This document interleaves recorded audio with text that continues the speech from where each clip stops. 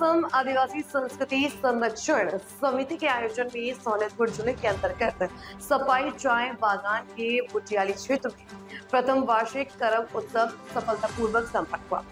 उल्लेखनीय है कि आदिवासी समुदाय के लोगों ने करम उत्सव की परंपराओं और नियमों का सही ढंग से पालन करते हुए करम की सांस्कृतिक विरासत को संरक्षित रखने के उद्देश्य से पिछले कई दिनों से विशेष प्रशिक्षण कार्यक्रम का आयोजन किया था। कई दिनों तक चले इस प्रशिक्षण के बाद कठोर नियमों के तहत यह प्रथम वार्षिक करम उत्सव संपन्न हुआ। इस उत्सव के प्रत्येक कार्यक्रम में सभी के हार्दिक सहयोग के लिए सर्व असम आदिवासी संस्कृति संरक्षण समिति के अध्यक्ष बिलकुश कुजुर, महासचिव पिंटू टुटी सहित समिति के अन्य पदाधिकारियों ने कृतज्ञता व्यक्त की। সকলোকে আমি এই করম স্থলীৰ পৰা সকলোকে জোহাৰ জনাইছো আৰু নমস্কাৰ। লগতে আমি সদৌ অসম আদিবাসী সংস্কৃতি সংৰক্ষণ সমিতি হৈ আপোনালোকক জনাবলৈ পাই অতি আনন্দিত হৈছো যে আমি প্ৰথম বাৰ্ষিক যে কৰম উৎসৱ আয়োজন কৰিছো। ইয়াতে আমি উঠি অহা নৱ প্ৰজন্মক আমি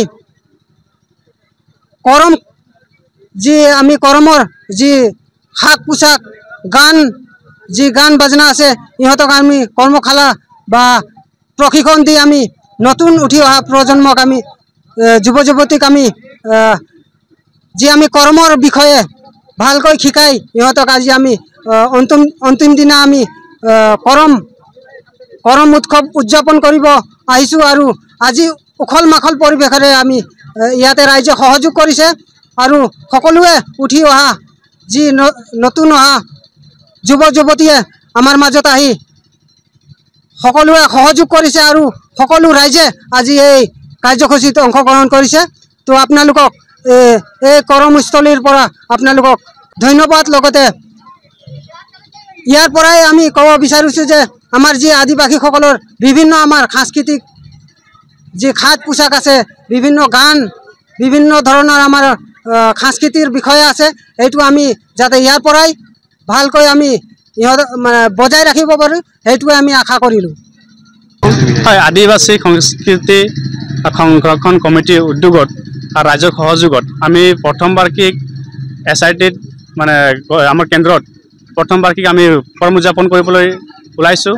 আৰু ইয়াতে ৰাইজক সহযোগ কৰিছে আৰু ইয়াতে গাঁৱৰ ওচৰে পাঁজৰে যি মানুহ আছে চবে সহযোগ কৰিছে। আৰু ইয়াতে আমি যি কৰম উৎসৱত যি নাচ গান হ'ব লাগে, যি ৰীতি নিবাস হ'ব লাগিব, আমি ইয়াতে সকলোকে ছাত্ৰ ছাত্ৰীবিলাক মানে ল'ৰা ছোৱালীবিলাকক আমি ইয়াতে প্ৰশিক্ষণ দি পেলাই আমি আজি আমাৰ লাষ্ট মুহূৰ্তৰ দিন আজি। আৰু সেই লাষ্ট মুহূৰ্তৰ দিনত আমি কম্পিটিশ্যন ৰাখিছোঁ।